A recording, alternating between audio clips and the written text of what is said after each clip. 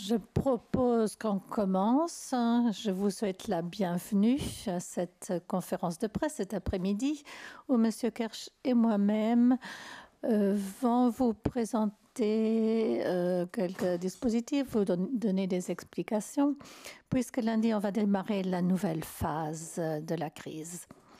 Donc lundi, il y aura d'abord un certain nombre de secteurs qui étaient fermés qui vont rouvrir. Et puis, il y a un certain nombre de règles qui s'ajoutent, qui devront être respectées. Donc, on va y venir en détail.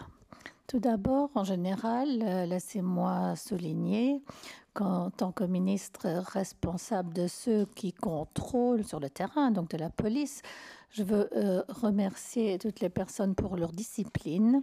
Jusqu'à présent, ils ont bien observé les règles.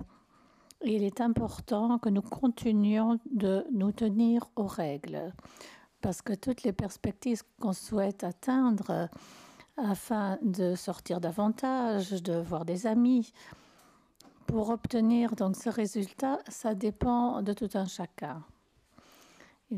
Ça dépend de la manière dont nous respectons les règles, de notre discipline. Et il faut savoir, avec l'ensemble des règles, ça concerne non seulement moi-même, mais toutes les autres personnes, toute la société, l'économie, tout ce que nous connaissons en dépend. Donc, dépend de la manière que l'on commencera de nouveau à ouvrir les autres secteurs. Donc, les trois vieilles règles qui sont déjà d'application le sont toujours. D'abord, la distanciation de 2 mètres, lavage des mains, plus souvent possible. Et puis, pendant les semaines à venir, éviter des mouvements inutiles, tant que possible, et sortir et bouger que pour ce qui est permis. Donc, ça sera déjà pas mal.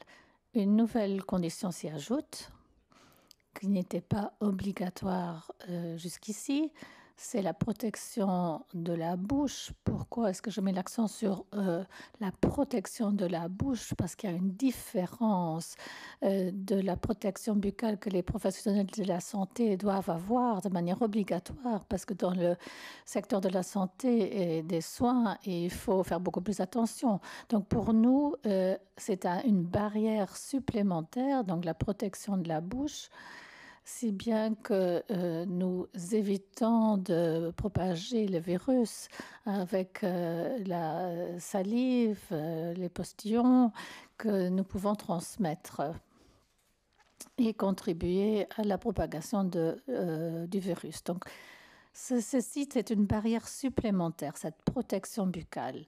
Ça peut être sous forme d'un masque, les masques qu'on voit partout.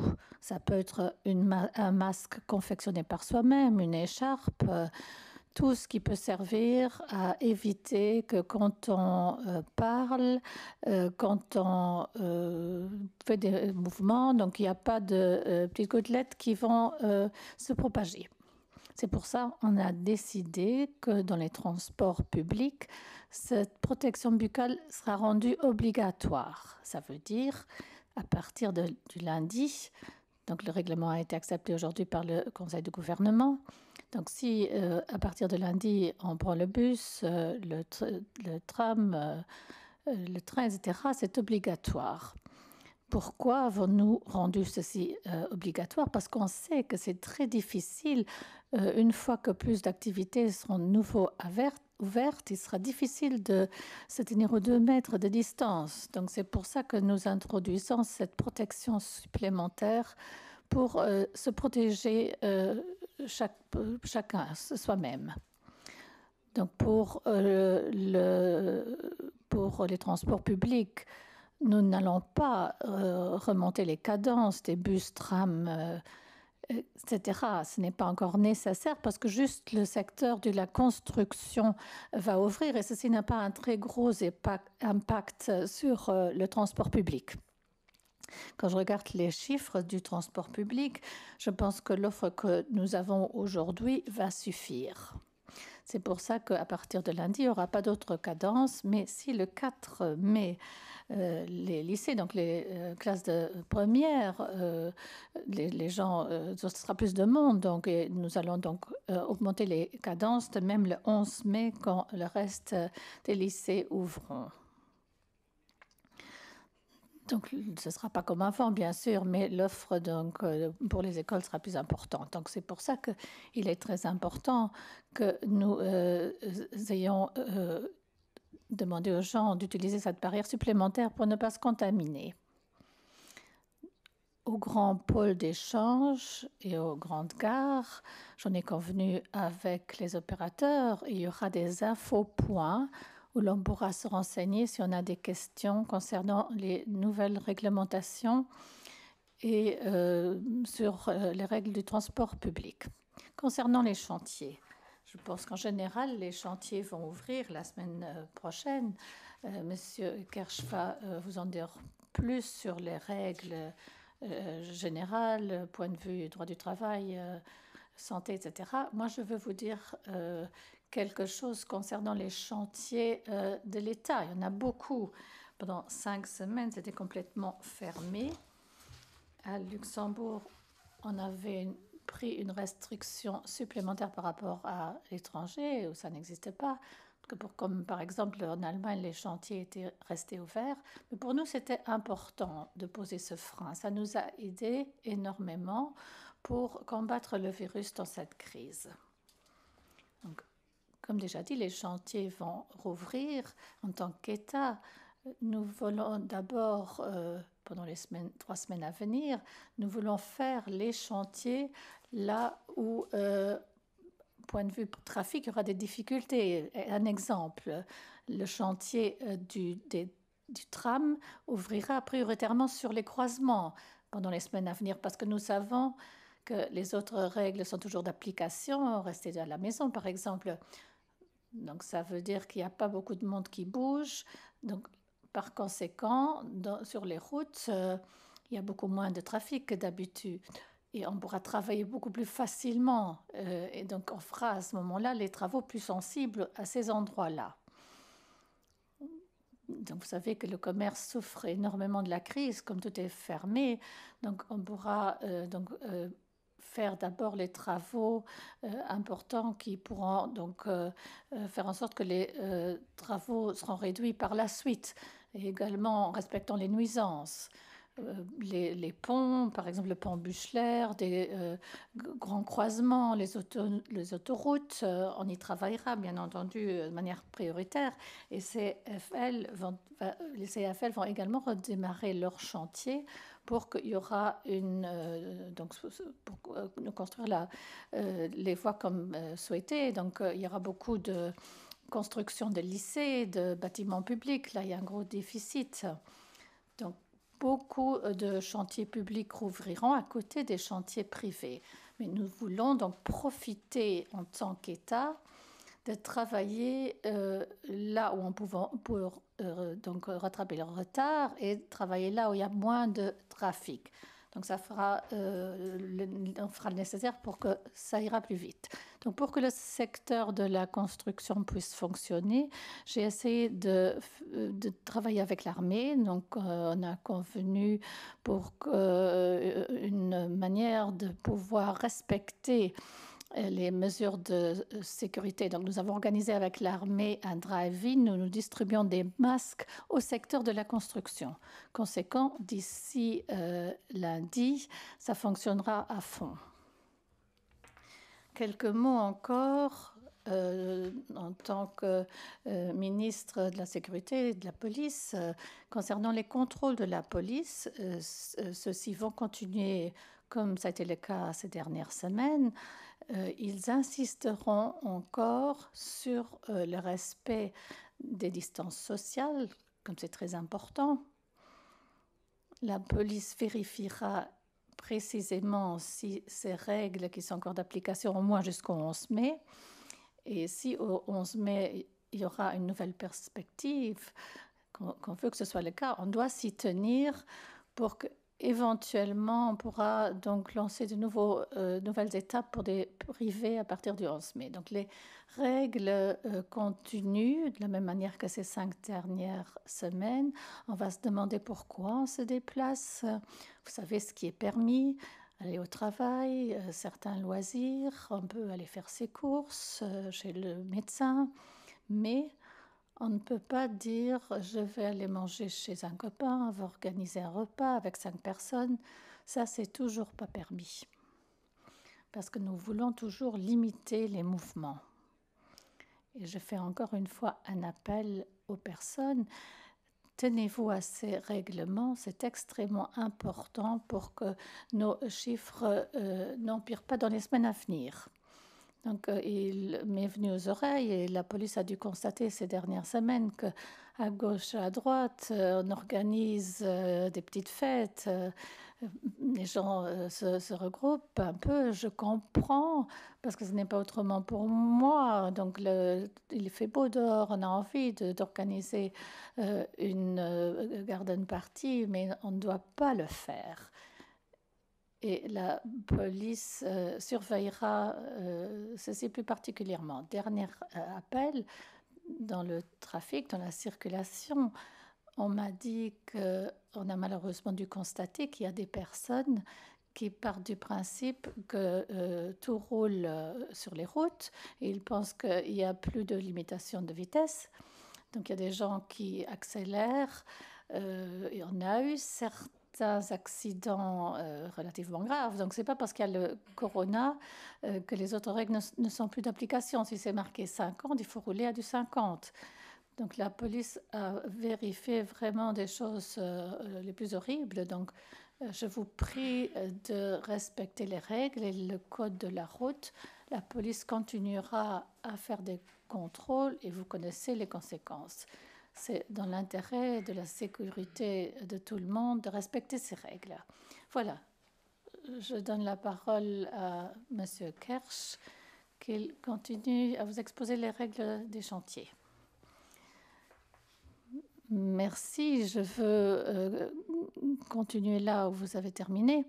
Il est sûr que c'est une des conférences de presse qui est un peu plus agréable que celle que les membres du gouvernement ont dû donner ces dernières semaines. Pourquoi est-elle plus plaisante? Parce qu'on arrive de voir un petit peu de lumière à la fin du tunnel.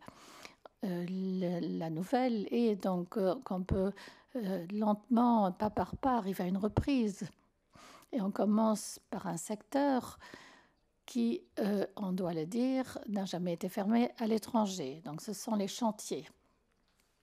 Je veux dire que cette demande provient du secteur lui-même, ensemble avec une solidarité pour protéger les gens le plus possible. Si nous pouvons reparler de la reprise, je pense que c'est dû au fait que tout le monde est tenu à la discipline, tant les citoyens que les sociétés qui ont continué à travailler et qui ont mis des mesures en place pour protéger leur personnel, et aussi grâce aux salariés qui sont tenus aux règles. Si on parle aujourd'hui de reprise, je veux dire clairement qu'à aucun moment de cette crise, le Code du travail n'a pas été en vigueur. Bien au contraire, les obligations qui comptent tant pour les employeurs que pour les salariés au niveau du Code de travail pour la sécurité et la santé au lieu de travail, ces dispositions ont toujours été en vigueur. Plus particulièrement l'article 312.1 qui énumère les obligations de l'employeur. Donc l'employeur est bien obligé de garantir la santé et la sécurité des salariés à tout moment, donc de manière absolue. Et la responsabilité du salarié à se protéger lui-même, ça ne va pas dédouaner donc l'employeur de ses propres obligations.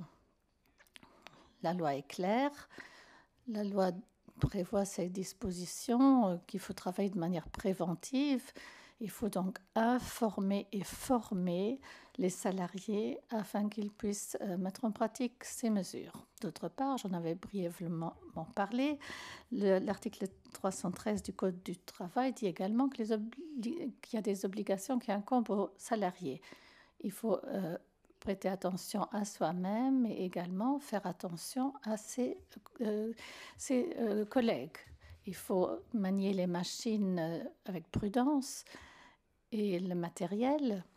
Donc le matériel de protection qu'ils reçoivent, donc les lunettes de protection, les casques, il faut qu'ils les mettent et qu'ils en prennent soin.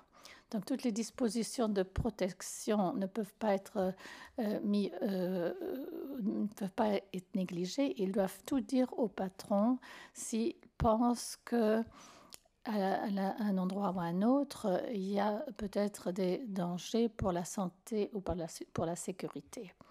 On voit bien que la loi du travail est très pondérée. Il y a des obligations, des droits pour tout le monde et c'est bien ainsi. Nous avons pensé toutefois que si nous recommençons la reprise, le monde du travail n'est plus le même qu'avant. Il y a un certain nombre de modifications qui s'imposent. Et contrairement à ce qui se passe à l'étranger, on a pensé qu'il n'est pas assez de donner des recommandations. On doit essayer de dresser un cadre réglementaire que l'on peut contrôler et qui est compris, donc pas trop compliqué d'une part, et d'un autre côté, contrôlable pour les instances dont c'est le travail de les contrôler. Monsieur Bosch en a parlé, donc la police, également les personnes des douanes et les personnes de l'ITM et ceux de la santé qui vont avoir différentes compétences pour contrôler les points qui sont donc retenus dans un règlement grand-ducal. Qu'est-ce que ça nous démontre? Que nous voulons manier la reprise de manière très responsable et je suis content qu'on ne le fait pas de haut en bas par ordre, mais nous avons trouvé un consensus très large entre le gouvernement d'une part et d'autre part les partenaires sociaux, les patrons notamment. Donc si on parle de la construction, les patrons de la construction, et également ensemble avec les syndicats qui sont actifs et qui ont contribué de manière active au cadre que je vais vous présenter.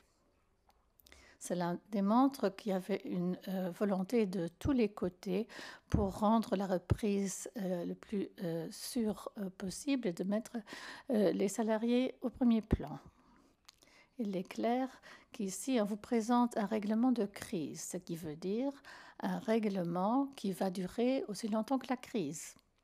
C'est tout aussi évident que la pandémie va certainement durer plus longtemps que l'état de crise. Donc le règlement que nous venons de prendre aura une suite logique dans un projet de loi qui va pratiquement transposer ce qui est présenté dans ce règlement. Donc ce projet de loi, on va également le mettre en instance. Qu'est-ce que nous avons décidé ensemble? D'une part, que les règles, les mesures existantes de protection et de sécurité soient adaptées à la situation du corona. Donc il y a certaines mesures supplémentaires qui doivent être prises. Il a également été décidé qu'une évaluation précise doit être faite des situations qui sont potentiellement dangereuses mais qui ne peuvent être évitées. Et on a également été retenu que ceci soit être continuellement adapté à la situation.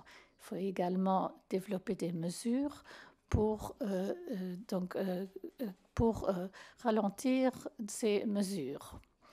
Le nombre de salariés est à limiter s'ils travaillent à un endroit dangereux, pour autant que c'est possible sur un chantier.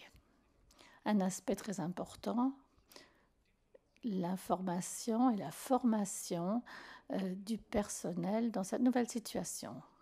Ça doit se produire ensemble avec les délégations.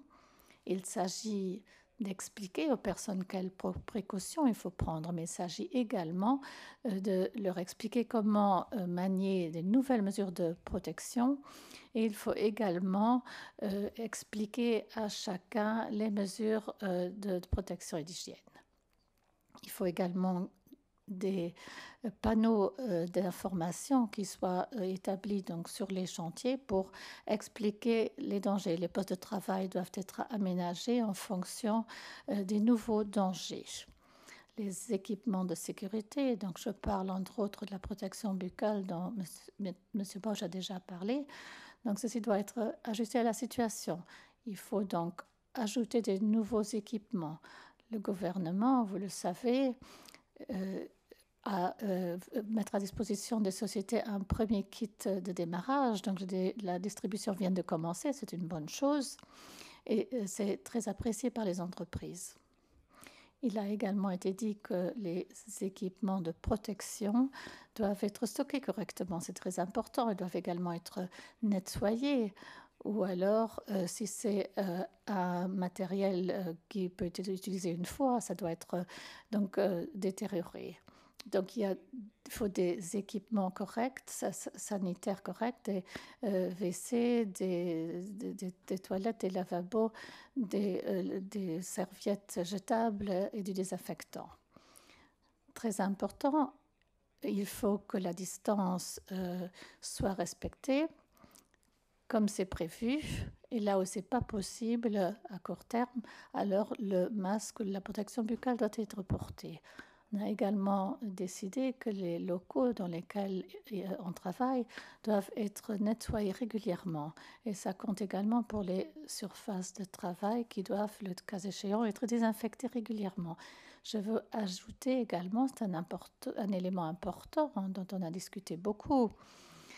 Maintenant, aujourd'hui, donc cet après-midi au plus tard, les partenaires sociaux vont signer un accord général où on dit que les moyens de transport qui sont sur les moyens de transport sur le chantier ne soient utilisés que de manière restreinte. Donc l'utilisation des camionnettes, par exemple, sera utilisée que de manière restreinte. Les partenaires sociaux en conviennent. Et tant les patrons que les syndicats, ils vont trouver un accord de manière à court terme. Donc ça a déjà été discuté avant d'une ample manière. Et donc c'est très bien si les syndicats se mettent d'accord pour trouver une solution. Très brièvement, l'article 312.4 du Code de travail est également d'application, disant que chaque salarié a le droit de refuser un travail quand il pense qu'il va se mettre en danger. Donc, il ne peut pas être licencié ni puni dans un tel cas. Donc, un licenciement dans ces conditions serait abusif. Je ne pense pas qu'on va y arriver jusque-là. Je pense que les patrons ont la conviction qu'il faut tout faire pour protéger les gens tant que possible. En plus, l'ITM joue également un rôle ici. C'est une administration que nous avons étoffée largement ces dernières années et on en profite maintenant quand on parle de reprise. Et on va donc essayer ensemble de faire en sorte que nos chantiers soient le plus sûrs que possible. Les questions. Première question de Eldoradio pour Monsieur le ministre Bosch. La police, le gouvernement, ils ont annoncé qu'à la maison, on peut également être contrôlé. Certains juristes disent que ce n'est pas autorisé parce que l'inviolabilité du domicile n'est pas levée et que ça peut être... donc est-ce que la question est que la police peut se rendre au jardin privé des gens pour contrôler? Et si oui, sur quelle base légale? En principe, la police ne peut pas rentrer dans les maisons, sauf pour les raisons que vous venez d'énumérer. Mais il faut savoir, souvent, la police se fait appeler. ce qu'ils ne font pas. Ils ne vont pas se rendre chez les gens de manière préventive pour contrôler des terrains privés. C'est certainement pas leur devoir. Mais si un voisin appelle, et alors la police va se rendre sur place et dire, votre voisin a dit, il y a un petit événement chez vous dans le jardin, vous avez des invités. À ce moment-là, la personne qui est concernée doit donc répondre et on verra bien si c'est justifié ou pas. Donc la police ne peut pas s'introduire dans les maisons, mais quand il y a des dénonciations, des appels, alors ils peuvent aller vérifier. Donc ils doivent aller vérifier et s'ils voient qu'il y a quelque chose qui se passe, donc même si c'est à l'extérieur, ils doivent sonner et dire, voilà, on constate qu'il y a un petit rassemblement dans le jardin et vous savez que ce n'est pas permis et ils vont prendre les conséquences, les conclusions. Donc, question de Pepper Jam. Les employés de bureau, restent-ils privilégiés? Il est clair que les recommandations de faire autant que possible du télétravail, donc ça reste application. Ça compte pour toutes les sociétés qui ont des activités où c'est possible. D'autre part, il est très clair qu'un certain nombre d'activités administratives ne peuvent pas être faites de la maison.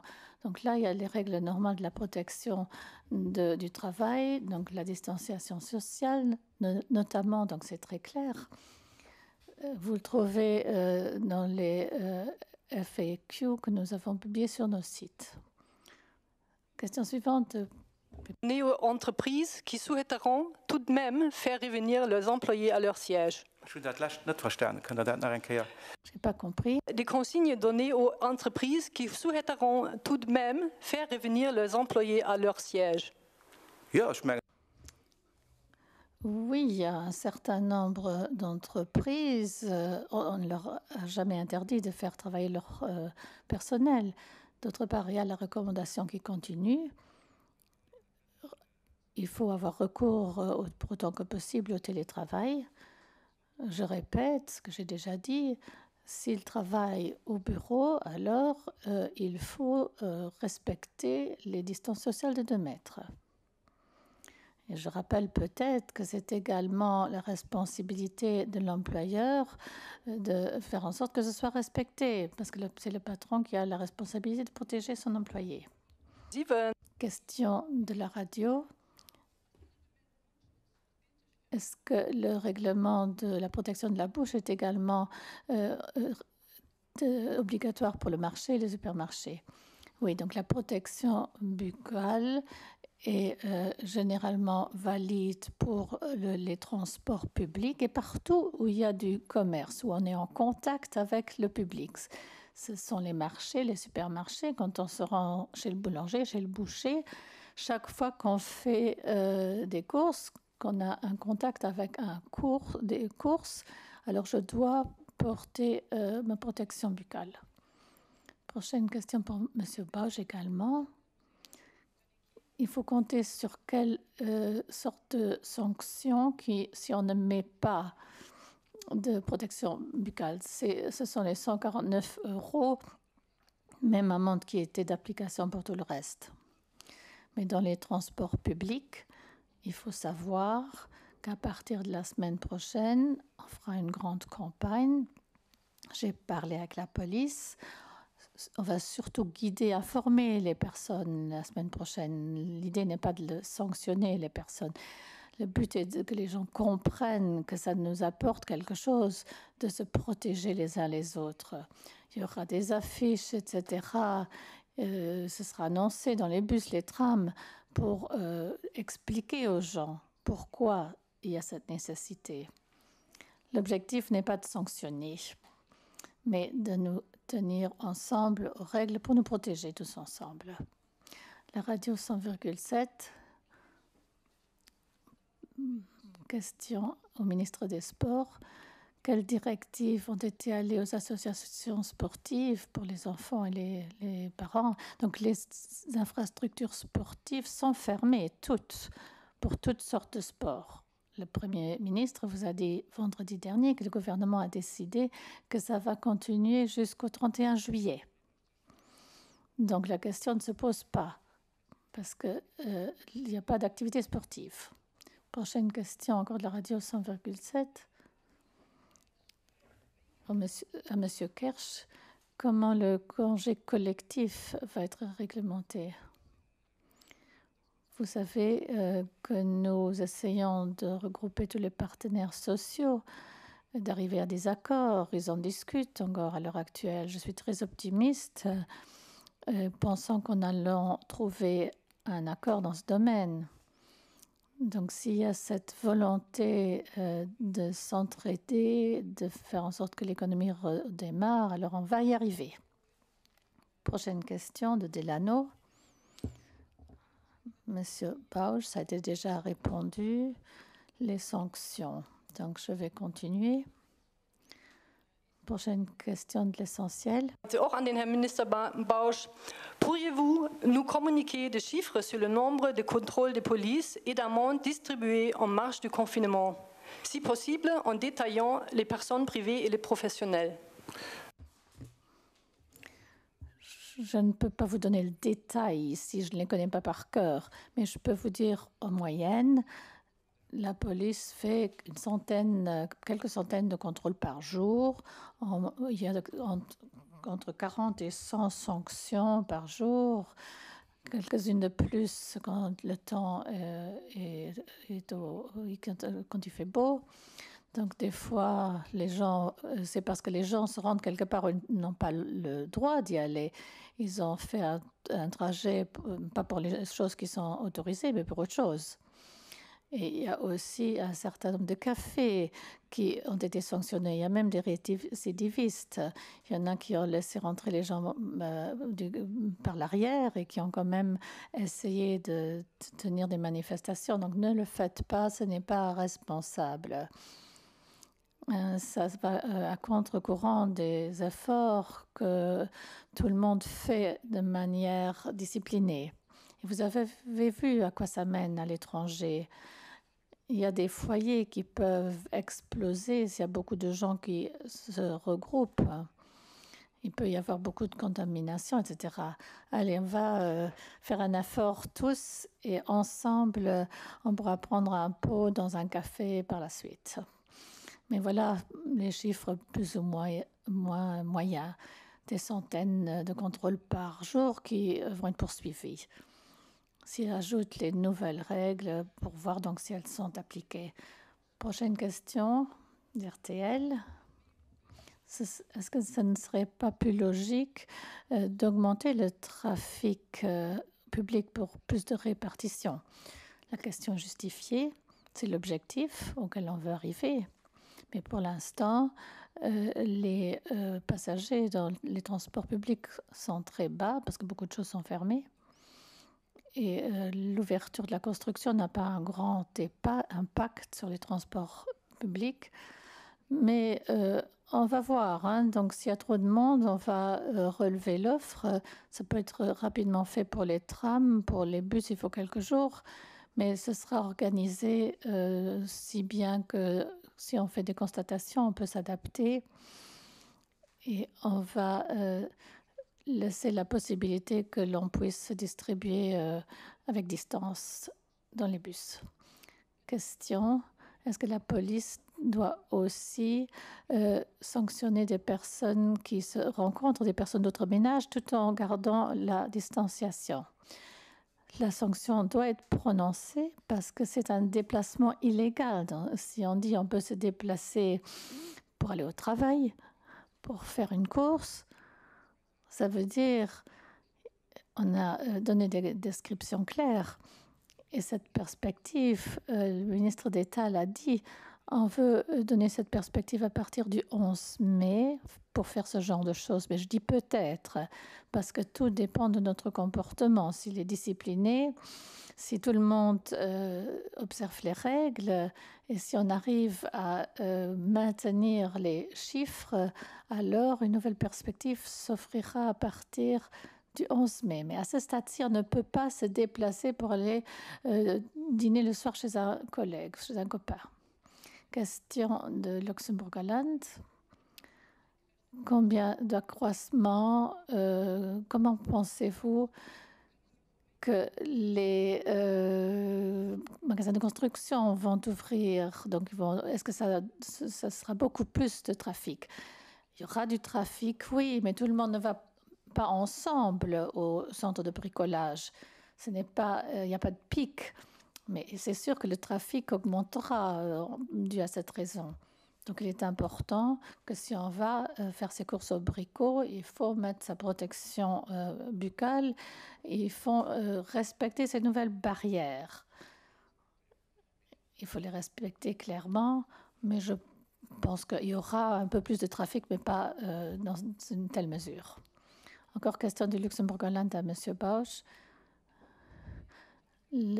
Les personnes habitant du coin de Findel pensent que les vols de nuit ont augmenté, la nuit surtout. Est-ce qu'il y a une augmentation des vols de nuit et pourquoi? C'est sûr que les vols de nuit ont augmenté, mais je ne peux pas vous donner de chiffres, mais s'il y a un moment où ces vols de nuit se sont justifiés, je m'excuse auprès des gens qui ont subi un inconvénient, c'était ces dernières semaines, parce que sans Cargolux, nous aurons eu d'autres problèmes que ceux que nous avons eus. Et c'était beaucoup plus facile parce qu'on avait ce pont aérien pour acheminer des respirateurs, du matériel médical à Luxembourg. Donc, Cargolux, c'était un élément important dans cette initiative. Et si vous l'avez suivi dans la presse internationale, vous savez combien il était difficile d'acheminer du matériel. Donc, on ne pouvait pas être très difficile pour dire quand les vols avaient lieu. Sinon, on n'avait pas eu tout ce que nous avons eu. Donc, je m'excuse au nom de Cargolux et de l'aéroport pour les nuisances, mais c'était dans notre intérêt à nous tous. Question de journal au ministre Bausch, ça a été déjà répondu. Combien de procès-verbaux, combien de récidivistes? On souhaite un chiffre. Donc, je propose que la police rassemble les données et qu'on va publier un tableau dans les jours qui viennent. Donc, M. Donven est présent. Prochaine question du Tageblatt à M. Bausch. Où se trouvent les infopoints pour le transport public? Ce sera par l'association de la circulation. Donc, on donnera au grand pôle d'échange, Luxexpo, à la place de l'Étoile, à la gare. Donc, sur les gares, aux gares les plus importantes, nous orienterons les personnes pour leur donner les consignes. Donc, disons les grandes gares, les grands pôles d'échange. C'est là où on installera ces infopoints. Et il y aura certaines gares de choisies et puis ça pourra bouger suivant l'évolution de la situation. S'il y a un bon respect des consignes, on pourra déplacer ces poids. Donc, les CFL vont également donner des informations dans les trains. Donc, tout le monde va avoir suffisamment d'informations. Et pour les cadences des transports publics, on communiquera massivement en du temps. Prochaine question de Luxembourg-Fort à Monsieur le ministre Bausch. L'État est un client important des clients, des entrepreneurs. Quels sont les délais de paiement des factures? L'État est très bon pour ce faire. Nous le tenons à l'œil. Nous n'avons pas de retard dans le paiement des factures. Nous regardons ensemble avec les entreprises, parce que nous connaissons les difficultés, et nous créons certaines flexibilités pour le paiement. Nous sommes en étroite discussion avec le secteur de la construction pour trouver encore des solutions supplémentaires, parce qu'on sait combien c'est difficile pour certaines entreprises et on ne veut pas de retard. Question pour journal. Est-ce que la police fait également effectuer des contrôles dans et autour des écoles? Dans les écoles, non, mais autour, certainement. Je dirais que oui. Je pense que on avait des réunions ensemble. La police donne une stratégie pour s'adapter aux nouvelles situations. Il faut voir sur quoi on mettra l'accent. Les écoles, ce sera donc à partir du 4 mai seulement avec les classes de première. Donc, on a un petit peu de marge là. On pourra voir comment affiner cette stratégie. La mission de la police, c'est d'abord de faire respecter les mesures. Et le but n'est pas de sanctionner à fond. Le but c'est d'assurer le rôle de faire en sorte que les règles sont respectées. Les personnes, tout le monde peut des fois oublier quelque chose, penser à autre chose. Donc c'est bien qu'on se fait rappeler à l'ordre par un membre de la police. Question de passe-parole. Je pense que ce serait plutôt pour le ministre Kersh. Le sanitaire va prendre pas mal de temps qu'on pourra plus consacrer au travail même, notamment l'alternance au vestiaire, réfectoire, le lavage régulier de mains. Du coup, vous prévoyez des heures supplémentaires pour rattraper ou plutôt des retards dans la finalisation des travaux. Tout ça, on est en train de l'organiser. On avait besoin d'un certain temps pour tout ça.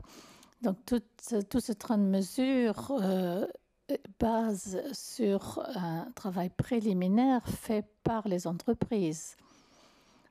On voit qu'il y a une prise de conscience considérable. Et il faut qu'on arrive à exposer les gens le moins possible à un risque. Donc, s'il y a des nouvelles mesures pour les processus, ça a bientôt une influence sur le temps. Tout le monde est bien conscient, donc en tout cas les gens qui ont travaillé sur ce dossier. Pour les entreprises, ce qui leur importe, c'est de recommencer à travailler dans un délai raisonnable. Et ils apprécient les conversations, les discussions qu'on a eues. Mais je ne pense pas qu'il y ait des gens qui ne sont pas conscients. Donc, c'est sûr qu'en pratique, l'organisation de la construction sera plus difficile qu'avant. Prochaine question d'Eldoradio. Aux deux ministres. Pouvez-vous nous dire quelque chose par rapport aux écoles de conduite? Est-ce qu'elles peuvent ouvrir de nouveau? Mais vous ne les avez pas encore énumérées.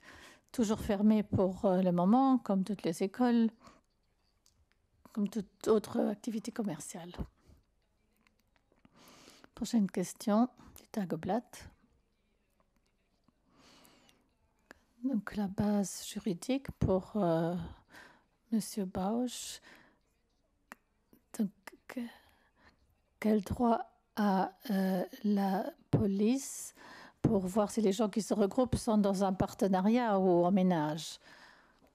Comment se comporte la police s'il y a un ménage de plus de 2 partenaires, par exemple?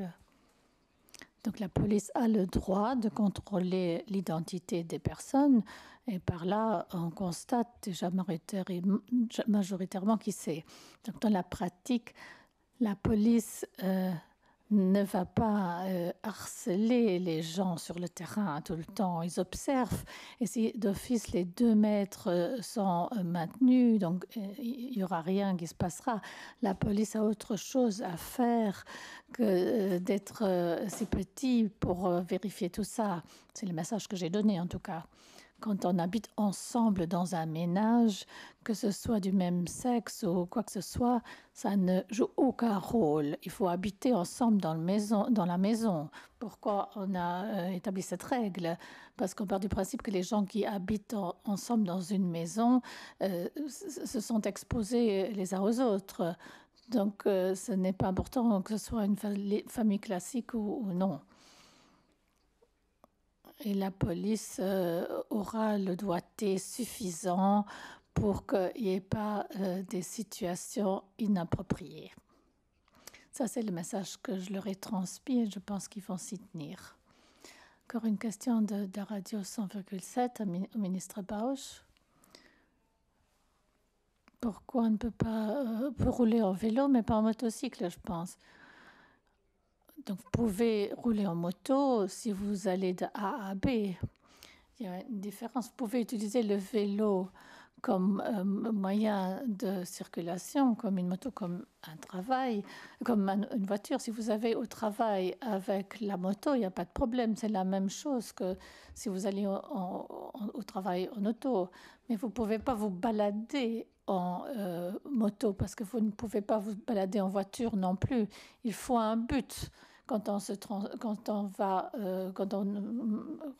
prend la voiture ou la moto. Pour le vélo, il y a le vélo pour l'usage quotidien, qui est une alternative sympa, parce que c'est sûr que par ce moyen-là, on observe la distanciation sociale.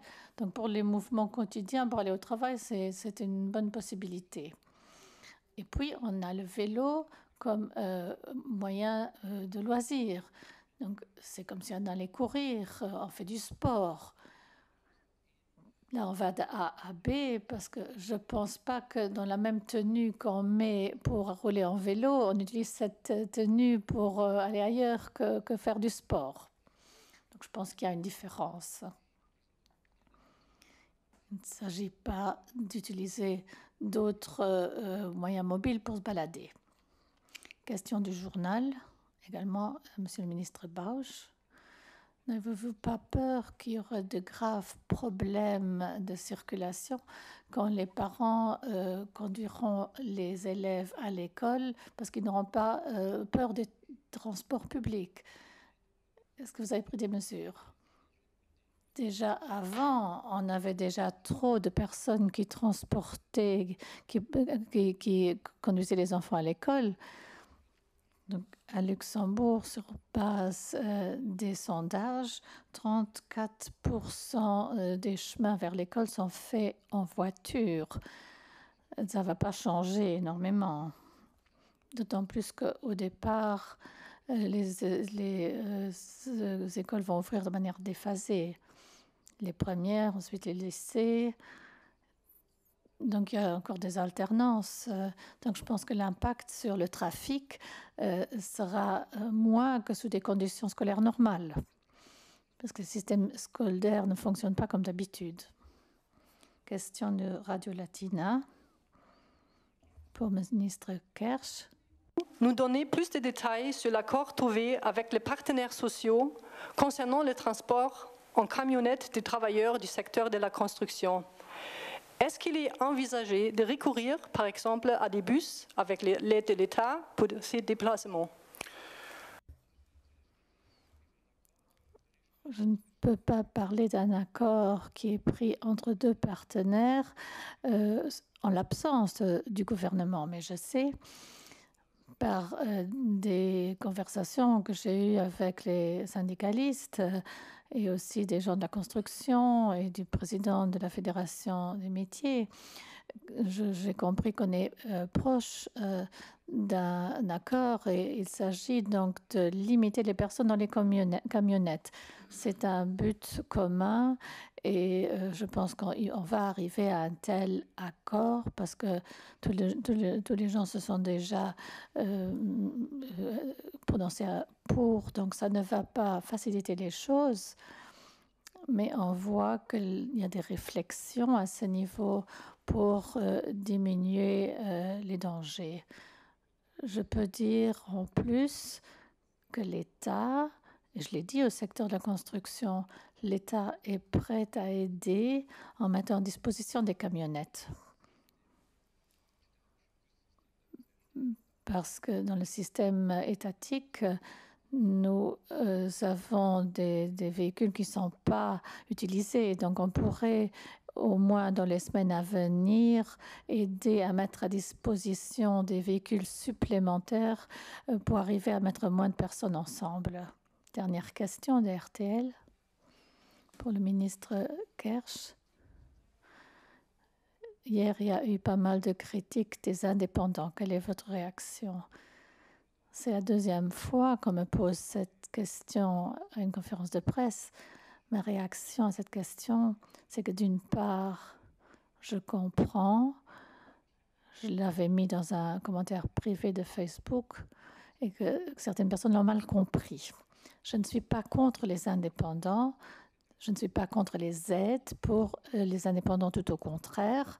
Aujourd'hui, au gouvernement, nous en avons encore discuté. Le Premier ministre en a déjà parlé la semaine dernière. Il faut penser à des aides supplémentaires pour les indépendants. Mais je dois encore insister et confirmer que je pense que le chômage partiel ne serait pas le bon moyen pour les indépendants. Pas parce que, contrairement à ce qui n'a été dit, je connais bien les textes et c'est marqué si un indépendant veut une indemnité de chômage partielle ou autre, il faut donc abandonner son statut. Donc je pense que cet instrument-là n'est pas approprié. Mais avec mes collègues du gouvernement, on va mettre sur place d'autres instruments pour maintenir d'autres entreprises d'indépendants en vie. Un indépendant qui ne peut pas survivre, ça va faire en sorte que le chômage augmentera, il y aura des tensions sociales plus importantes et c'est pour ça qu'avec mes collègues du gouvernement, on va faire tout ce qu'on peut pour que les sociétés puissent survivre. Merci.